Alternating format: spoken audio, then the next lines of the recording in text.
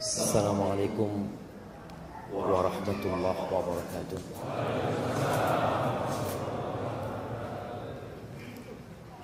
Alhamdulillah alladzi jama'ana 'alal huda wat tuqa.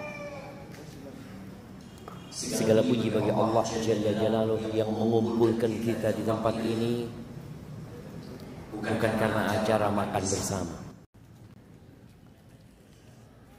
tapi kita berkumpul di tempat ini karena sama-sama dikasih hidayah sama Allah Azza wa Jalla. Sama-sama ingin menjadi insan yang bertakwa. Karena sejatinya gak ada gunanya kita beramal, tidak ada manfaatnya kita berbuat kebajikan kalau tidak dibarengi takwa. Karena innama yataqabbalullah minal muttaqin. Allah itu hanya menerima dari orang-orang yang bertakwa. Sayang kalau kita capek-capek meninggalkan kesibukan kita, datang ke rumah Allah ini namun tidak didasari takwa. Maka semoga Allah Azza wa Jalla menerima amalan kita dan mengampuni dosa-dosa kita. Nabi Ibrahim alaihissalam ketika membangun Ka'bah, apa doanya? Rabbana taqabbal minna innaka antas sami'ul alim. Nabi kekasih Allah beramal soleh yang dibangun rumah Allah, beliau mengatakan, wahai Rabb kami, terimalah dari kami. Sesungguhnya Engkau Maha mendengar dan Maha tahu. Maka semoga Allah Azza wa Jalla mengampuni dosa-dosa kita dan menerima amalan kita. Allahumma salli wa sallim ala abdika wa rasulika habibina wa sayyidina Muhammad wa ala alihi wa ashabihi ajma'in.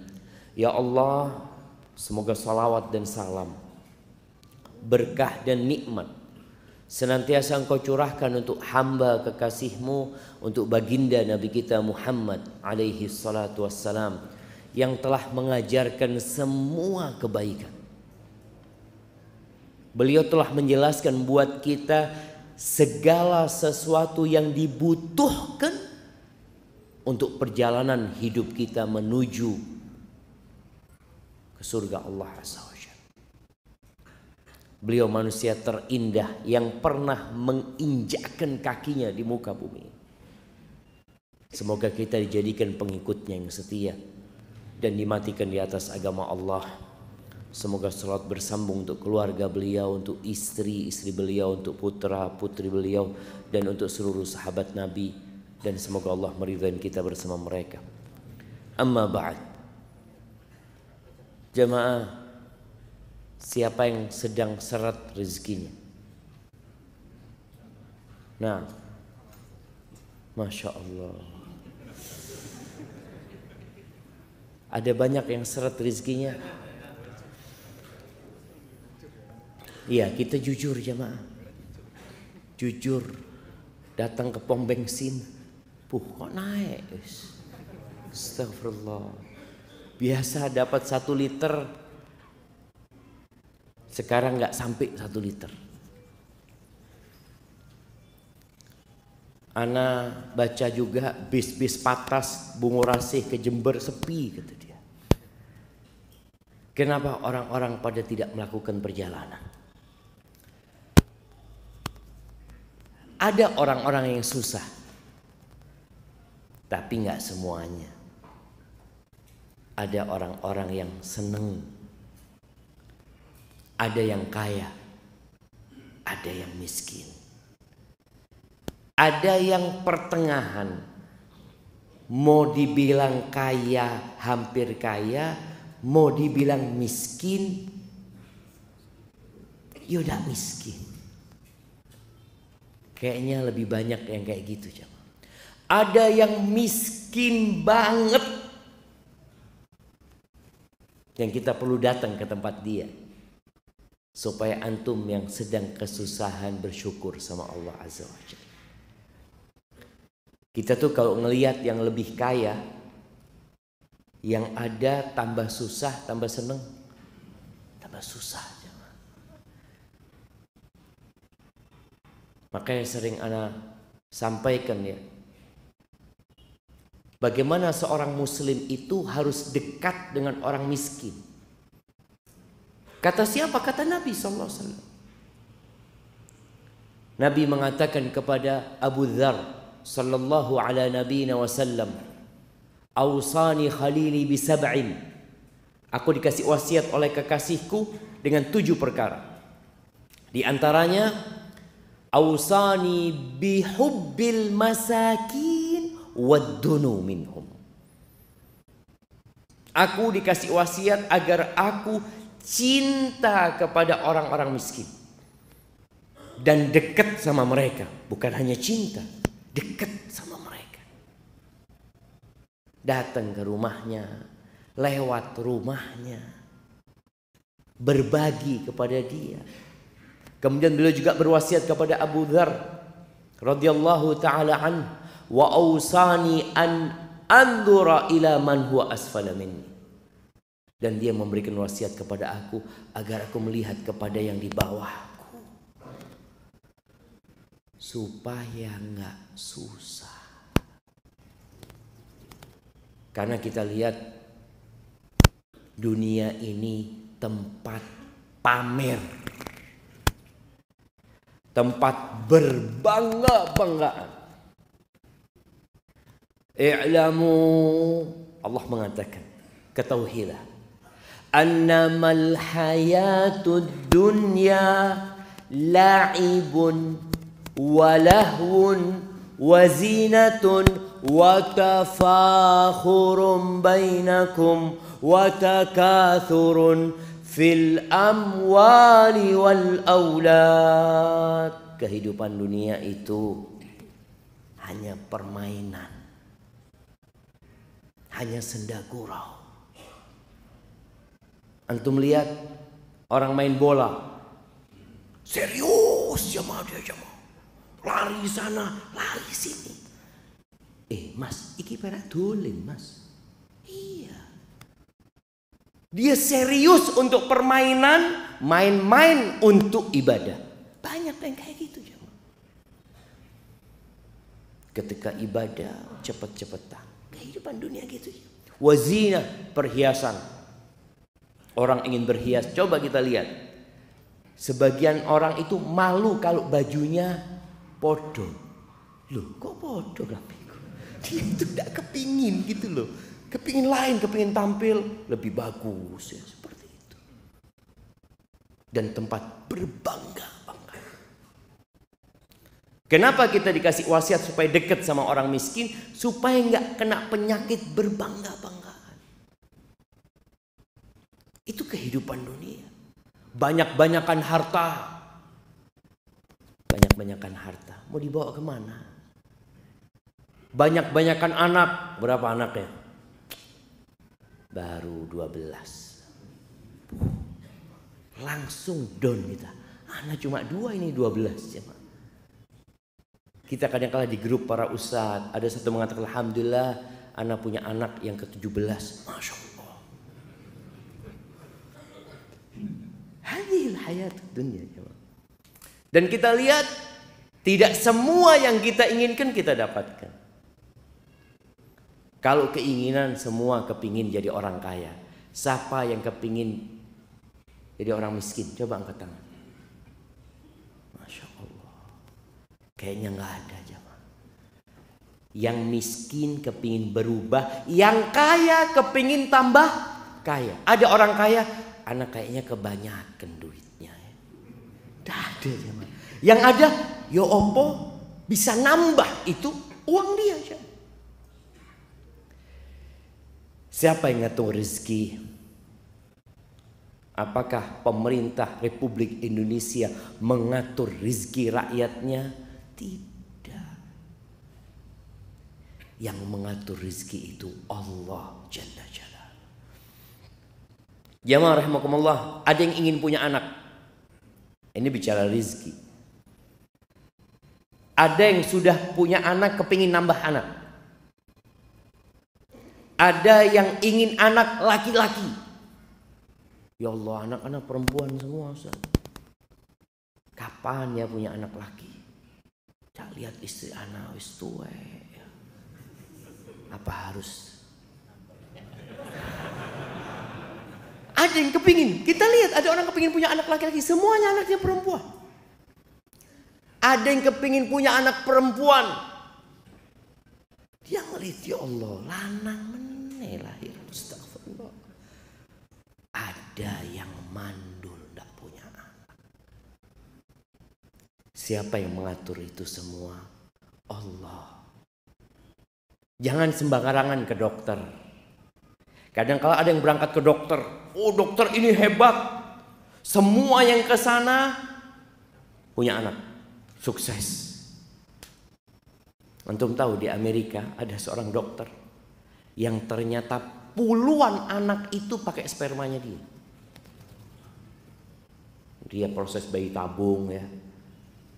Ya namanya ada orang-orang yang gak amanah. Dia datang, dokternya tahu ini spermanya gak bisa membuahi.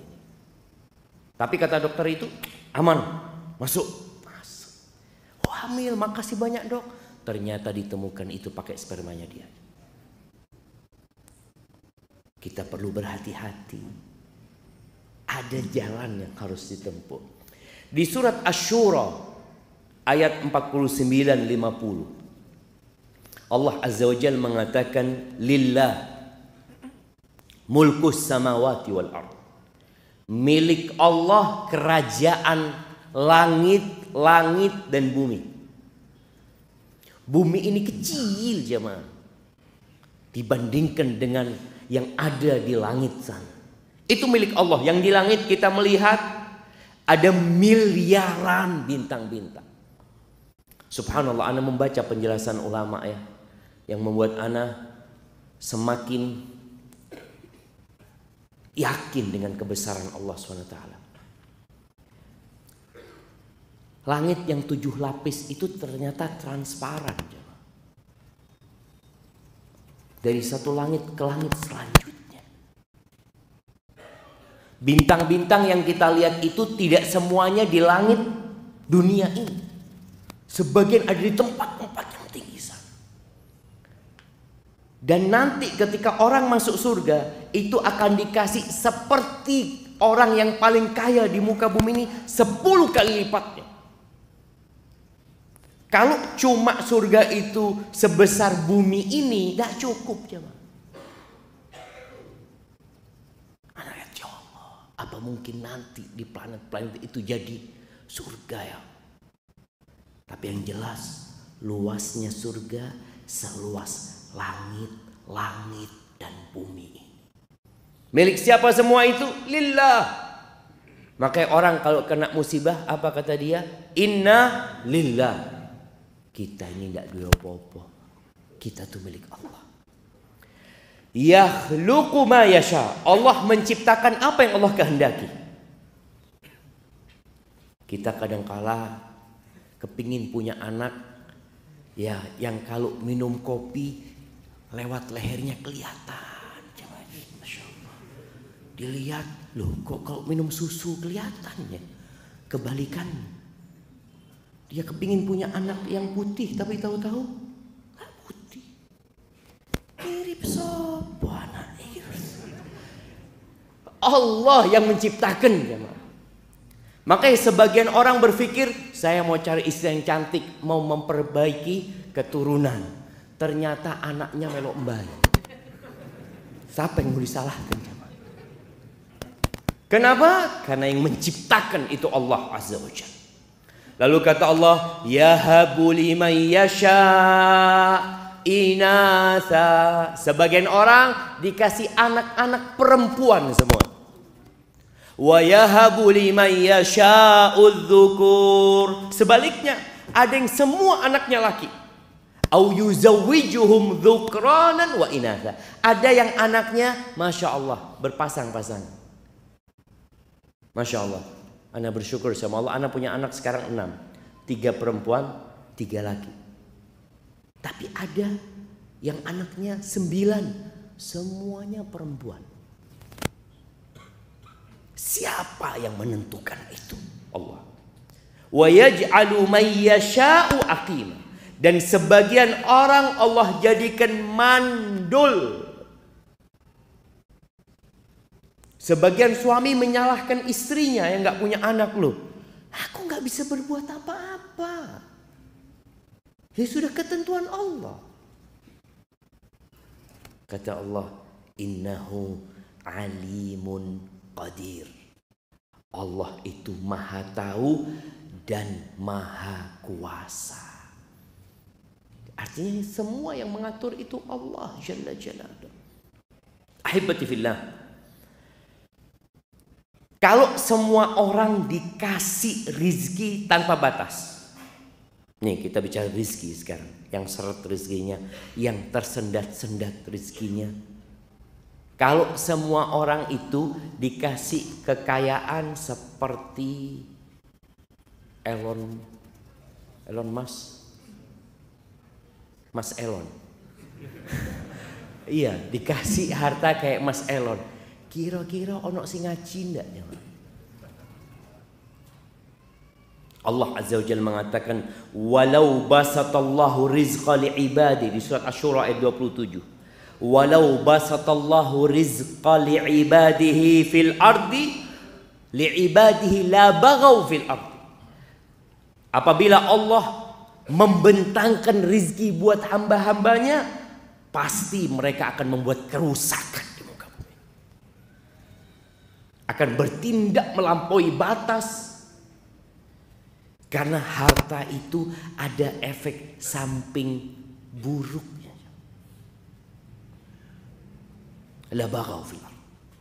Terus kata Allah, walakin yunazzilu biqadarin ma yasha. Tapi Allah turunkan rizki itu dengan kadar yang sudah Allah kehendaki. Ono takrani. Maka kita lihat subhanallah ada orang yang di PHK. Pada waktu dia kerja dia dapat gaji 5 juta. Di PHK dia berpikir, ya Allah, ana mau makan apa Pak Ustaz? Tahu-tahu sekarang jadi pengusaha, omsetnya 500 juta. Siapa yang menentukan itu? Allah. Antum di PHK pun dengan takdir Allah Azza wa Jalla. Maka kita perlu berbaik sangka sama Allah yang sedang seret rizkinya, yang sedang tersendat-sendat, padahal bulan depan bayar kontrakan Ustaz. Apa kata Allah? Innahu bi'ibadihi khabirun basir. Sesungguhnya Allah itu maha melihat, maha mengetahui secara detail tentang kondisi hamba-hambanya. Allah tahu antum sedang susah. Terus ya, siapa yang kasih rizki? Allah kan. Ya udah kau minta sama Allah. Datang sama Allah Azza wa Jalla. Ahibati fillah, kita perlu punya iman yang membuat hidup kita tidak menderita. Apakah orang kaya itu berbahagia? Belum tentu. Apakah orang miskin itu berbahagia? Belum tentu. Tergantung kondisi imannya. Ketika seorang beriman bahwasanya rizki itu sudah ditetapkan ketika kita berumur 120 hari. Kita waktu berumur 120 hari dikirim malaikat di perut ibunda kita jemaah, masih janin. Dikirim malaikat, dicatat ajalnya, dicatat rizkinya, dicatat dia syaqiyun au sa'id, menderita atau berbahagia, masuk surga atau masuk neraka, itu dicatat. Ketika kita tahu itu, terus tugas anak cuma berusaha. Makanya kalau cari rezeki, cari istri. Kalau cari rezeki, cari istri. Kalau cari istri yang soleha. Yang antum kalau pulang ke rumah tidak membawa apa-apa, sang istri mengatakan, innalillahi wa inna ilaihi raji'un. Loh iya, ini istri bertakwa jamaah. Ini istri bertakwa. Dia nggak marah-marah sama antum. Dia beriman kita milik Allah dan kita akan kembali kepada Allah Azza wa Jalla. Bukankah musibah ketika suami nggak bawa apa-apa? Antum jangan marah. Antum kayak anak mati aja. Enggak, Mas. Anak yakin. Pokoknya antum sudah berusaha maksimal, ya udah. Berarti kita puasa hari ini. Nabi SAW kadang kala pagi kepingin sarapan, datang ke rumah istrinya. Ada yang bisa dimakan, kata Nabi SAW. Kata istrinya, ada air, cuma makanan nggak ada. Nabi mendidik istri-istrinya mengatakan, idzan ana shaim. Kalau gitu hari ini aku berpuasa. Itu jamaah. Bagaimana tatkala rezeki antum tersendat-sendat, amalan antum bertambah, pahala antum tambah banyak. Ketika antum kerja sibuk, antum kadang-kadang nggak bisa ngaji. Sejak ana di PHK, Ustaz, alhamdulillah ana selalu di soft pertama, Ustaz. Alhamdulillah, alhamdulillah, nikmat. Yang antum tidak merasakan itu kecuali ketika di PHK. Bayangin bagaimana Nabi SAW mengatakan, "Lau ya'lamun atau lau ya'lamun nas ma fin nida was-saffil awal." Kalau orang-orang tahu pahala menjawab adzan datang ke rumah Allah, ya. Kemudian pahala shaf pertama, la atauhuma walau habwan. Mereka akan mendatanginya walaupun merangkak. Merangkak. Berangkang.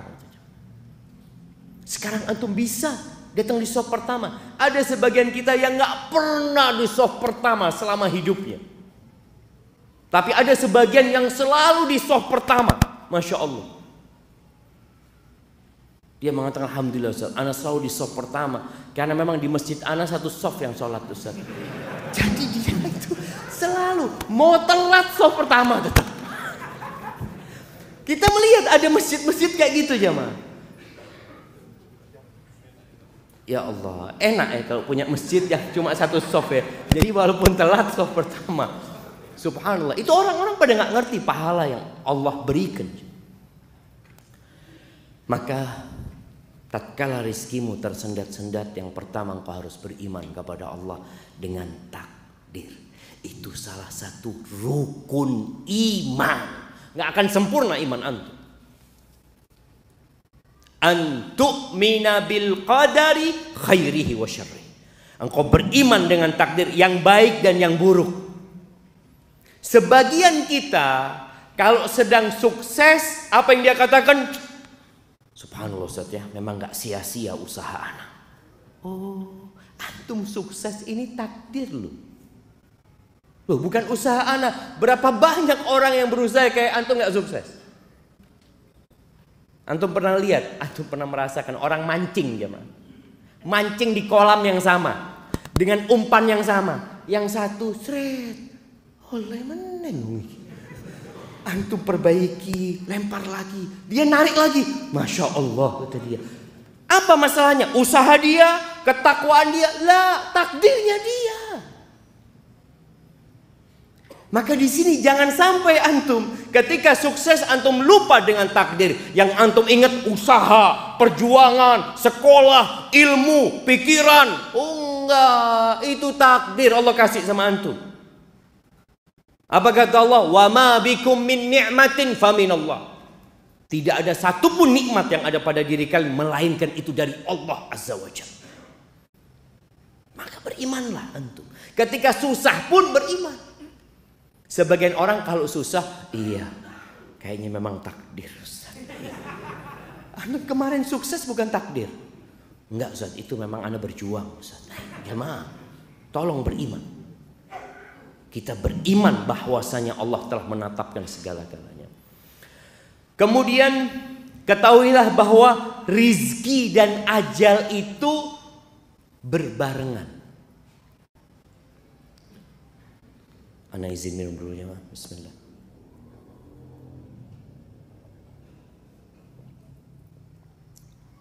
Alhamdulillah, rizki ana dapat minum air. Tadi ana khutbah Jumat, pas khutbah kedua, pas duduk, ana cari air. Kok dah ono banyu ya?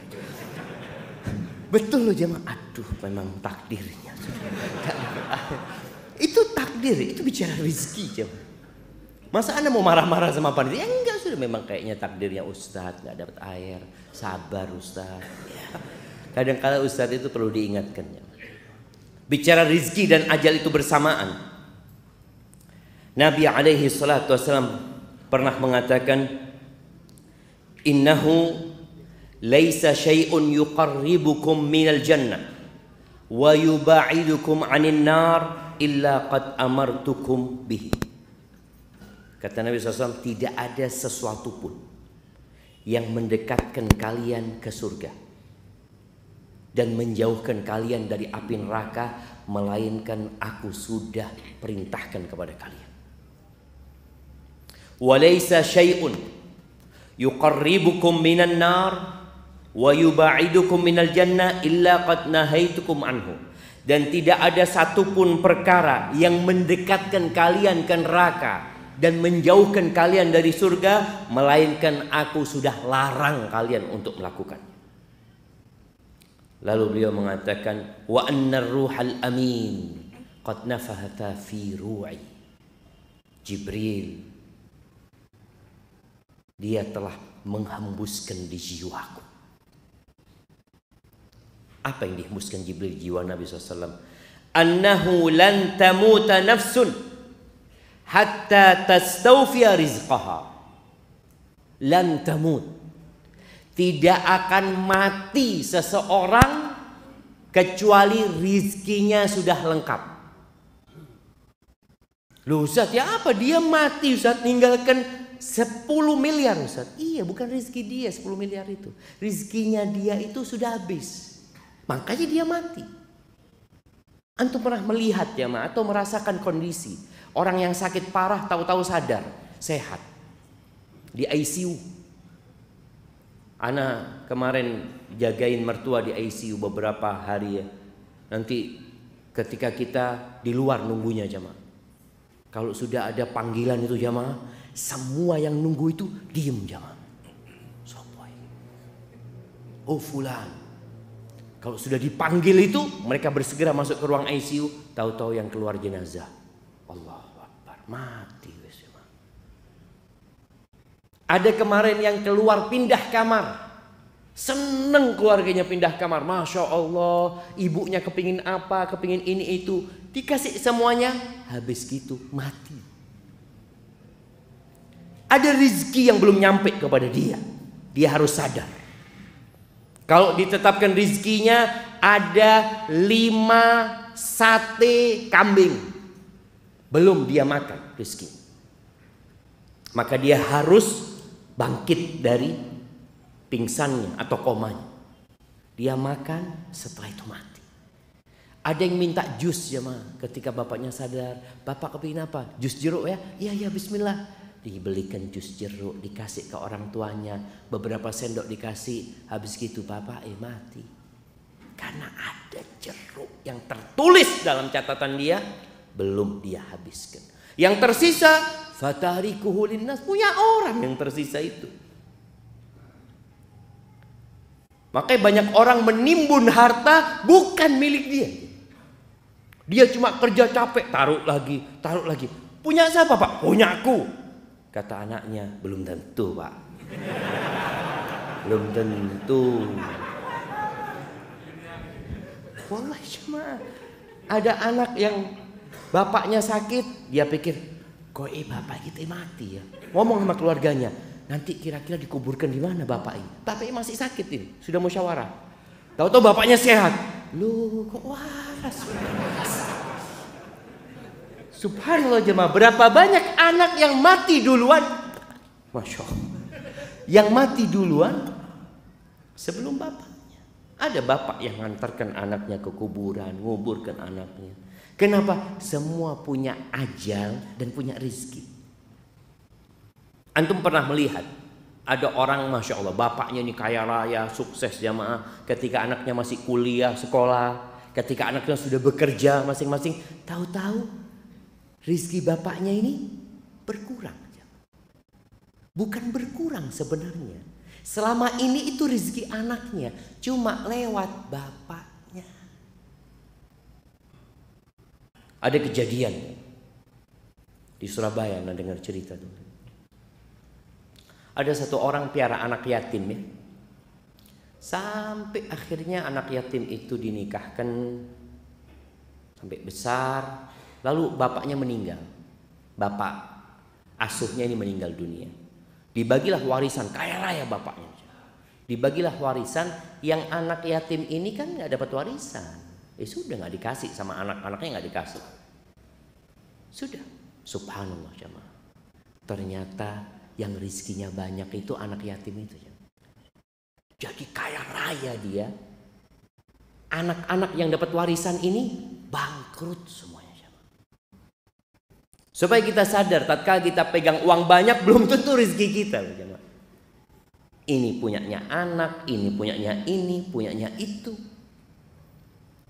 Karena semua sudah ditetapkan. Terus apa kata Nabi SAW ketika menyebutkan manusia tidak akan mati kecuali rezekinya sudah sempurna. Maka antum jangan takut. Selama kepala antum masih bergerak-gerak berarti masih punya rezeki. Ada satu orang mengatakan, antum kalau nggak bisa makan, bertamu ke rumahnya teman. Anda nggak punya fulus ya, datang, assalamualaikum habis isya. Kadang-kadang temennya, afwan nggak terima tamu, belum rezeki. Datang ke rumah kawannya, subhanallah jamaah. Wallah jamaah, kalau bicara rizki ini benar-benar antum sudah ditanggung rizkinya. Kemudian kata Nabi SAW, fattaqullaha wa ajmilu fit talab. Kalau sudah antum punya keimanan, rizki ditetapkan berbarengan dengan ajal, maka berbuat baiklah dalam mencari itu rizki. Disuruh nyari sama Nabi SAW, bukan disuruh tidur.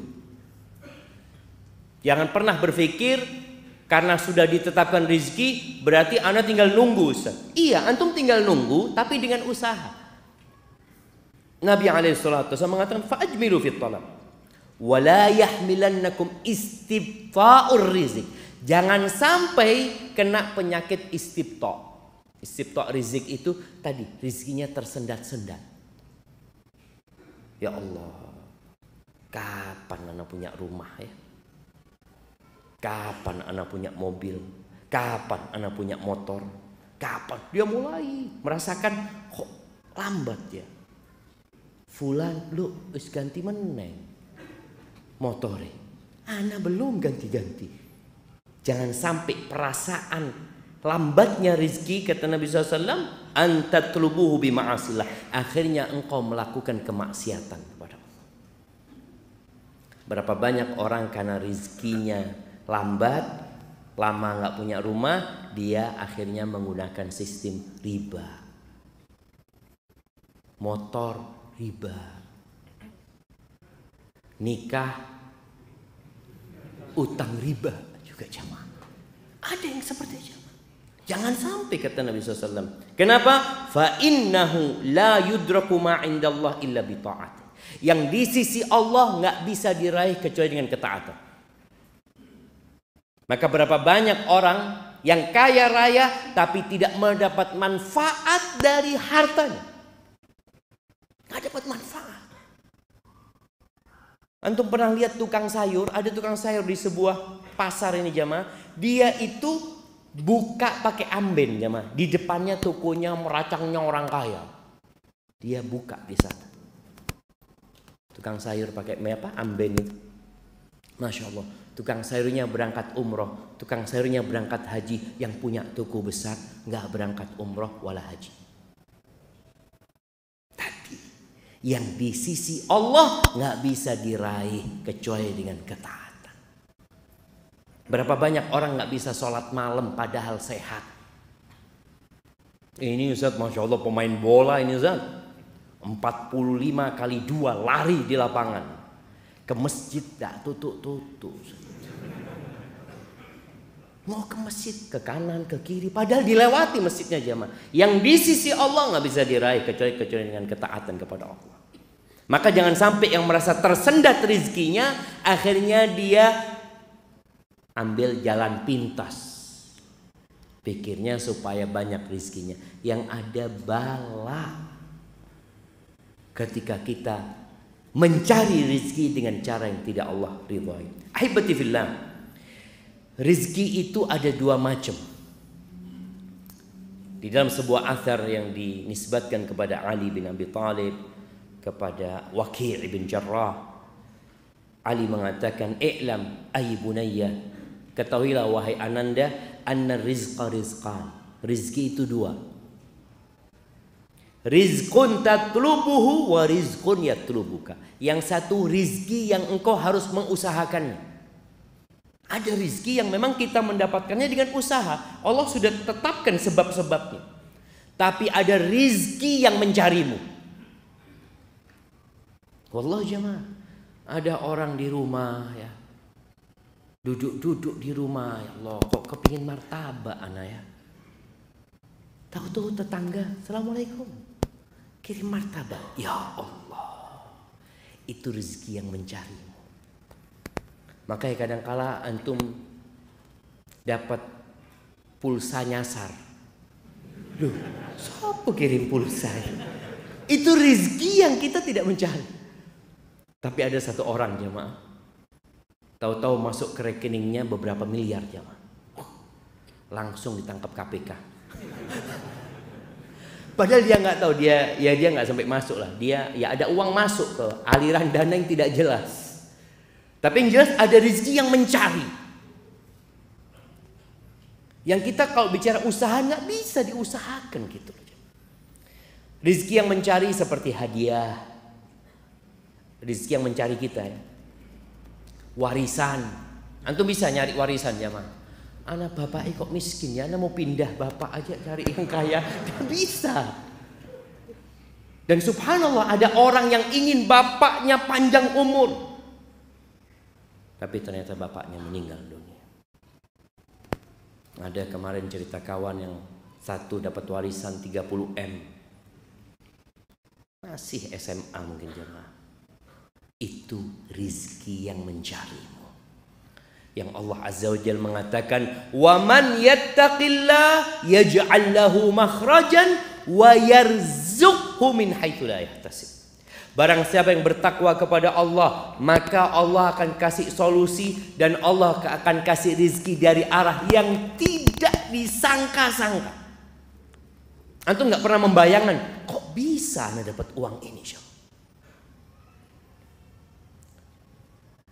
Ana biasanya kalau sudah uang itu habis ya ma, mikir, sopo dia utang ya.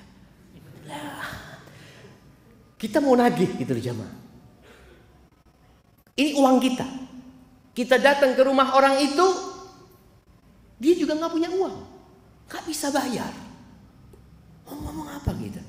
Berarti ya mungkin bukan rezeki ana. Bahkan ada yang sampai mati orang itu nggak bayar utang. Ya bukan rezeki antum sudah. Uang itu kadang-kala. Ahibati fillah.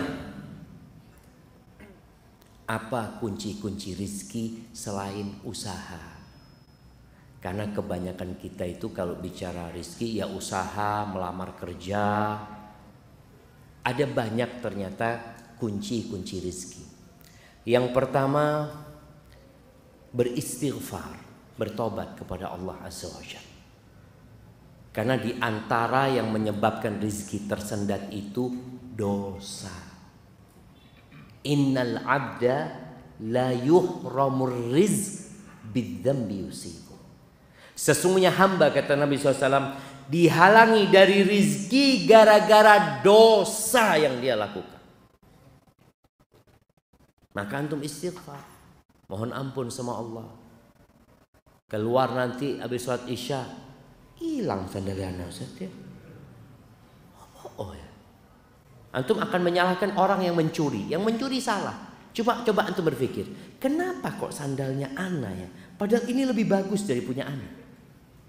Seharusnya punya dia yang hilang itu. Mungkin salah malingnya. Tidak salah malingnya. Bener ngambil sandal antum. Dosa. Beristighfar, mohon ampun sama Allah. Nabi Nuh alaihissalam mengatakan kepada kaumnya, faqultu astaghfiru rabbakum innahu kana ghaffara yursilis sama alaikum midrara wa yumditkum bi amwal wa banin wa yaj'al lakum jannatin wa yaj'al lakum anhara. Jamaah, isya. Sudah, kita dengarkan azan dulu.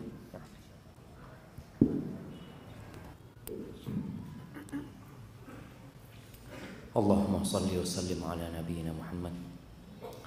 Nah, perbanyak istighfar. Nabi Nuh mengatakan kepada kaumnya, kalian istighfar, minta ampun sama Allah, bertobat kepada Allah. Kita punya banyak dosa. Allah itu Maha Pengampun. Allah akan kirimkan air hujan yang deras yang bermanfaat buat kalian. Ada air hujan yang menyebabkan banjir. Rizki itu hilang. Banjir di mana kemarin di Pakistan kalau nggak salah jamaah ya. Untuk dapat melihat bagaimana rumah-rumah, hotel-hotel, mobil-mobil, sawah-sawah habis. Tapi kalau kita rajin istighfar, Allah kirim hujan yang bermanfaat. Kemudian Allah akan kasih harta. Jadi orang yang bertobat kepada Allah, mohon ampun sama Allah, wa yumditkum bi amwal. Wa jannat, dikasih taman-taman, kebun-kebun, villa-villa. Wa yaj'al lakum anhar, Allah bikinkan buat kalian sungai-sungai. Allahu Akbar jemaah. Istighfar. Sekali duduk istighfar 100 kali. Itu dilakukan oleh Nabi alaihi salatu wassalam. Kemudian yang kedua, bertakwa kepada Allah. Laksanakan perintah Allah, jauhi larangannya. Kita itu kalau melaksanakan perintah kadangkala mudah, tapi menjauhi larangan sulit. Padahal yang namanya takwa itu menjalankan perintah, menjauhi larangan. Sebagian kita yang udah hijrah, udah belajar, merasa dia udah bertakwa. Padahal kata Nabi SAW, ittaqil maharim takun a'badan nas. Kau mau jadi orang bertakwa, jauhi yang haram-haram, engkau jadi orang yang paling ahli ibadah. Sebagian kita berpikir ahli ibadah itu yang selalu baca Quran, yang selalu di shaf pertama. Oke, itu termasuk orang ahli ibadah. Tapi yang paling ahli ibadah adalah orang yang meninggalkan yang haram-haram dan melaksanakan perintah Allah Azza wa Jalla. Dan tadi kita udah bacakan ayatnya di surat At-Talaq ya. Surat At-Talaq ini biasanya orang kalau mau bercerai itu bingung masalah masa depannya. Gimana nanti anak-anak. Ada seorang perempuan, dia sudah diceraikan 3 kali sama suaminya, kemudian suaminya balik lagi, si istri tetap mau karena urusan fulus, padahal udah nggak boleh. Wa man yattaqillah yaj'al lahu makhrajan wa yarzuqhu min haitsu la yahtasib. Barang siapa yang bertakwa kepada Allah, Allah akan kasih solusi. Dan Allah akan kasih rizki dari arah yang tidak disangka-sangka. Karena sebagian kita itu sudah kadung seperti nyusu jemaah. Yang nyusu di perusahaan, yang nyusu di kantornya, dia berpikir ya sudah dari sini, anak kalau keluar dari sini nggak bisa hidup, nggak bisa makan. Seorang perempuan berpikir anak cuma ibu rumah tangga Ustaz. Kalau anak diceraikan, bagaimana hidup anak? Kemana Allah yang selama ini memberikan rezeki kepadamu?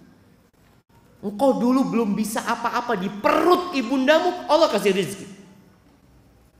Engkau belum bisa berjalan, belum bisa ngomong, belum bisa bergerak, Allah kasih rezeki. Kok sekarang sudah besar, sudah bisa berusaha, bingung. Kadangkala tadi imannya lemah. Bertakwa kepada Allah, jangan bergantung sama suami. Ketika suami menceraikan, ya kalau memang kau masih cinta, katakan innalillahi wa inna ilaihi rajiun. Ada suami yang diceraikan, ada istri yang diceraikan suaminya, alhamdulillah, anak kepingin pisah mulai bien. Ada jemaah. Tapi ada istri yang beranggapan itu musibah, dia cerai sama suami. Maka dia katakan innalillah. wa inna ilaihi raji'un. Kita ingat sama Allah. Yang kasih rezeki Allah bukan suaminya. Yang kasih rezeki Allah bukan tempat kerjanya. Ketika antum di PHK, dikurangin gajinya, antum tenang. Kenapa? Innallaha huwar razzaq. Yang kasih rezeki Allah bukan tempat ini. Bertakwa kepada Allah. Yang ketiga, bertawakal. Tawakal yang sebenarnya, tawakal itu artinya percaya dan menyerahkan, menggantungkan serta menyandarkan kepada yang kita percaya. Siapa yang kita percaya? Allah Azza wa Jalla. Allah mengatakan, wa 'alallahi fatawakkalu in kuntum mu'minin. Kepada Allah hendaklah kalian bertawakal kalau kalian orang-orang yang beriman. Nabi alaihissalatu wassalam mengatakan, "Lau annakum tawakkaluna 'ala Allah haqqa tawakkulih la razaqakum kama yarzuqut tayr." Kalau kalian benar tawakalnya kepada Allah, benar. Kita ini kadang-kala masih bersandar kepada uang kita. Aman, si ono duit. Masih ada mobil, masih ada ini, masih ada ini. Namanya tawakal sama Allah itu berlepas dari semua ketergantungan. Usaha, upaya hanya sebab. Kalau Allah tidak menakdirkan, nggak bisa jemaah. Kita lihat kalau Allah ingin menghabiskan harta manusia, Allah bakar rumahnya. Berapa banyak kita melihat satu kampung terbakar jemaah. Itu cuma sebab.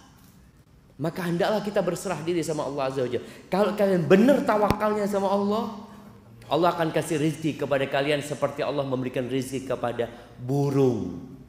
Pernah lihat burung punya ATM? Atau punya kulkas? Ini burung berangkat ke toko sap beli kulkas barusan. Lihat, ada jemaah. Dan jumlah burung itu lebih banyak daripada jumlah manusia. Kadangkala orang mau menghalangi burung dari rezekinya. Untuk melihat di sawah, mana umprit itu jemaah? Sama orang diusir lagi. Yang tukang ngusir tidurnya, burungnya makan. Allah akan kasih rezeki seperti Allah memberikan rezeki kepada burung. Burung itu berangkat dari rumahnya di pagi hari. Pagi hari wis rame burung itu jemaah. Makanya kalau antum mau bertawakal seperti burung, pagi hari udah bangun. Udah baca doa, Allahumma inni as'aluka ilman nafi'an wa rizqan thayyiban wa amalan mutaqabbala. Habis gitu, bismikallahumma mutu ahya. Ya enggak. Habis gitu bangun kerja. Ada orang habis baca doa itu tahu-tahu bismikallahumma amutu ahya. Ya gimana Ustaz? Ana di PHK Ustaz. Lu bangun antum. Cari usaha seperti burung, keluar pokoknya. Pokoknya keluar. Bagaimana Nabi alaihi salatu wasallam mendidik umatnya untuk berangkat ke hutan. Cari kayu engkau, berangkat sana. Makanya kalau antum lihat ada orang-orang yang nyari botol-botol, itu kayak burung. Dia nggak tahu dapat apa nggak botol hari ini. Ya Allahu a'lam. Dia datang, dia buka tempat sampah. Oh, dah Allah. Dia buka lagi. Dah Allah. Allah akan kasih rezeki seperti Allah memberikan rezeki kepada burung. Yang pagi hari dia nggak tahu mau makan apa, nggak tahu burung. Yang penting berangkat. Tapi pulang kenyang burung itu jam. Kalau masih punya rezeki burung itu kenyang. Tapi kita lihat ada anak-anak burung yang sudah rezekinya habis. Tahu-tahu mati di mana? Di rumahnya. Bapak ibunya ditangkap. Ya sudah, ini kehidupan. Tapi engkau bertawakal seperti burung. Bukan berarti nggak boleh nyimpen uang, boleh nyimpen uang, nggak ada masalah. Tapi hatinya tidak bergantung kepada simpananmu, tapi bergantung sama Allah Azza wa Jalla. Kemudian yang keempat, fokus ibadah. Niatkan ibadah. Antum bekerja pun niatkan ibadah, usaha niatkan ibadah. Orang yang fokus ibadah jamaah, semua diniatkan untuk mengabdi kepada Allah, Allah akan mudahkan rezeki. Dan antum lihat. Kemudian yang kelima, berangkat haji dan umroh. Loh Ustaz, ana ini tersendat-sendat berangkat haji atau umroh. Yang punya rizki berangkat haji. Ini kan wajib haji. Berangkat engkau haji. Jangan takut uangmu habis karena haji. Karena sebagian orang sekarang ini kalau mau haji bayar berapa jemaah? Kalau yang reguler itu 40 juta. Kalau yang plus ya ada yang 12.000 ya. 12.000 US dollar ya. Kalau yang furoda yang tahun ini bayar langsung berangkat bisa sampai 20.000 US dollar. Wah, kayak Ustaz 300 juta. Oleh lah Avanza. Kadang kala orang itu berpikir, betul itu uang itu seakan-akan habis jemaah. Dia setorin, hilang uang itu. Nggak akan kembali. Oh, itu pembuka rezeki. Jangan takut. Setelah haji punya rezeki berangkat umroh lagi. Kata Nabi SAW, tabi'u bainal haji wal umroh. Ikuti haji dengan umroh. Umroh dengan haji. Fa innahuma yanfiyanil kufra wal faqra kama yanfil kir khabar hadis. Sesungguhnya dua amalan ini bisa menghapuskan kefakiran dan kekufuran. Dulu pernah ada yang beranggapan orang yang haji berulang kali itu ya haji apa? Haji setan atau apa? Pernah ada ungkapan seperti itu. Enggak benar. Berangkat haji lagi. Tapi tolong hajinya yang mabrur. Haji mabrur itu di antara tandanya dia itu ketika pulang suka berbagi kepada orang lain. Suka menyebarkan salam. It'amut ta'am wa ifsya'us salam kata Nabi SAW. Tapi kalau orang berangkat umroh, berangkat haji, tetangganya kelaparan, oh ini nggak benar ini. Haji yang benar itu menghapuskan kefakiran dan kekufuran. Ana masih ingat jemaah orang Madiun apa orang Kediri ya. Ketika ana wawancarai, ana tanya sama dia waktu itu ana jadi jadi reporter radio di Medina itu. Ana tanya, Bapak udah berapa kali haji Bapak? Alhamdulillah Pak Ustadz 3 kali. Kalau antum lihat wajahnya, lihat pakaiannya, ya Allah, nggak pantas gitu loh jemaah. Kalau dikatakan dia orang kaya, dia ngomong Alhamdulillah sudah 3 kali Ustadz. Saya tanya semuanya plus Bapak? Iya plus Ustadz. Ya apa ceritanya kok tertarik untuk haji lagi?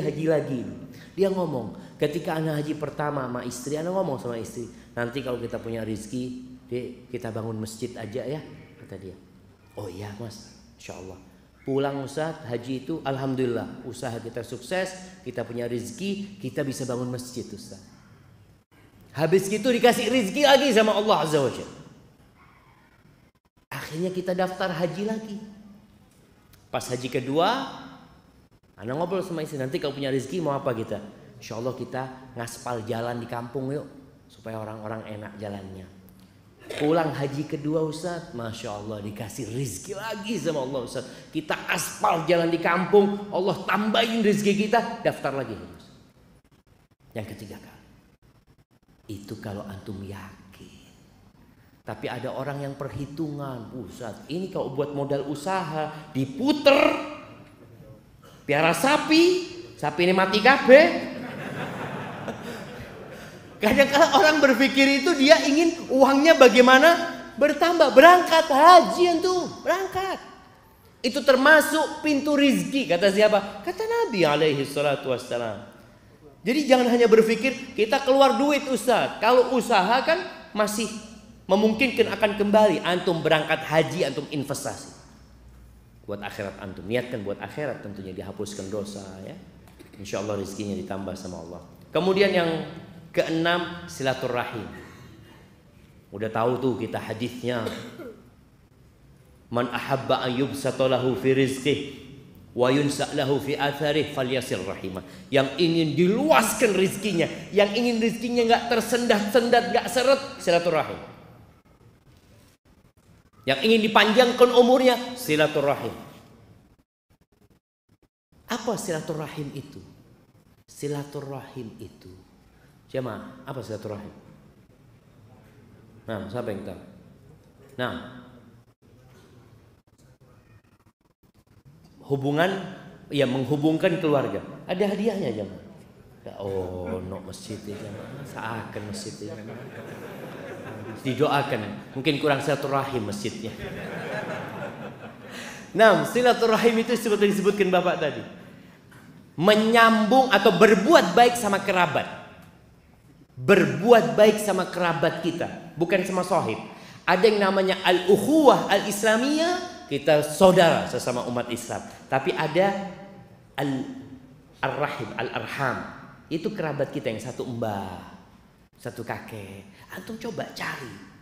Anak ini sudah lama nggak ke paman ana umpamanya. Anak ini sudah lama nggak ketemu sepupu ana. Wala WA dia, wala apa. Silaturahim. Malam ini yang belum punya grup WA, bikin grup WA. Grup WA satu kakek. Dari bapak, dari ibu. Gunakan itu kesempatan untuk berbuat baik sama kerabat kita. Walaupun cuma assalamualaikum. Masya Allah. Anak punya grup ini kadang-kala anak punya paman itu. Subuh-subuh cuma tulis apa? Assalamualaikum. Subuh. Masya Allah. Anak lihat ya Allah ya. Paman anak kirim itu. Dan gunakan itu ya. Waktunya tanya jawab. Si turung mari ya. Urusan rezeki seret ini. Iya bentar lagi. Tanya jawab 5 menit lagi jamaah. Tanya jawab.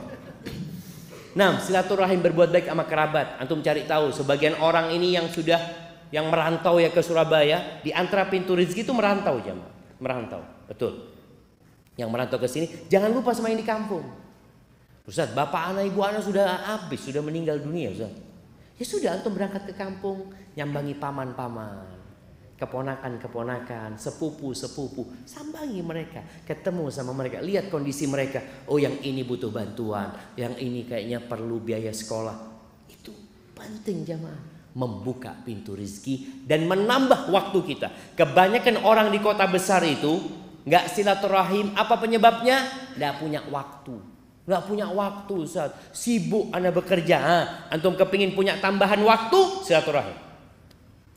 Ditambah waktu. Dan alhamdulillah kalau bicara berbagi sekarang bisa kirim. Telepon aja bisa langsung dikirim jamaah. Sekarang antum dari sini tinggal pesan dikirim. Masya Allah, Masya Allah. Ada kemudahan. Maka silaturahim. Nggak harus berkunjung ya. Bukan bertamu. Kalau kita bisa bertamu, tapi kalau nggak bisa, paling nggak kita kirim hadiah buat mereka, ucapan salam kepada mereka. Kemudian yang ketujuh, berinfak. Bersedekah itu juga membuka pintu rizki. Karena tiap pagi ada malaikat yang berdoa, Allahumma a'ti munfiqan khalafat. Ya Allah, berikan kepada orang yang suka berinfak itu ganti. Dan berikan kepada orang yang pelit itu kebinasaan. Kemudian yang ke-8, menanggung atau berinfak buat para penuntut ilmu agama.